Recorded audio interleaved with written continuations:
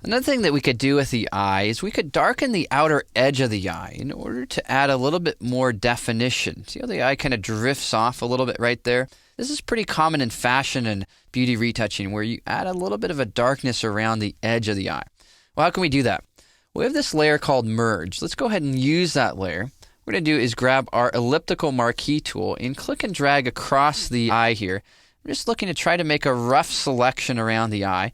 You can press the spacebar key to remove this without letting go of your mouse button. We'll go ahead and just make a pretty rough selection again around the edge of the eye here, trying to get something that looks pretty decent. And I think that may work for us. Next, we're going to click on the Add Layer Mask icon.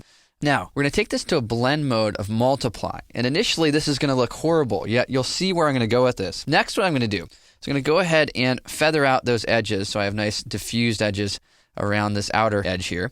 I'll click on my mask, grab my brush tool, and then I'm going to paint with black. And I'm going to paint with black in the middle of the eye, also the top part of the eye, because I don't need anything there. I just need it in this lower portion of the eye here. I'm just painting this away. So basically what I've done is I've used this layer in order to darken or add dimension to this portion of the eye.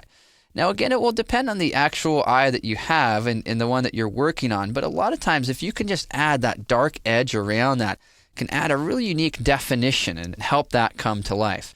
All right, well, so far so good. I think that's looking nice, and we may want to put that on top of our adjustments. Sometimes that looks better. Other times you may find it's nice underneath them.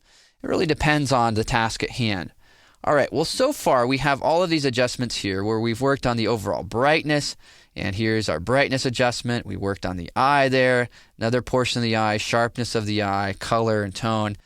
So what we want to do is group these layers together. So let's go ahead and click in this bottom layer, which is just a general brightness adjustment. We'll group that even though it's a single layer because it will be easier to look at later.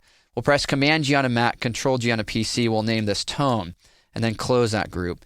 Next, we'll click in our curves layer and hold down the Shift key and click on the top curves layer. Then press Command-G on a Mac, Control-G on a PC, and we'll name this eye. So here we can walk through our adjustments pretty quickly, some cleanup work, some tone, and then some work on the eye.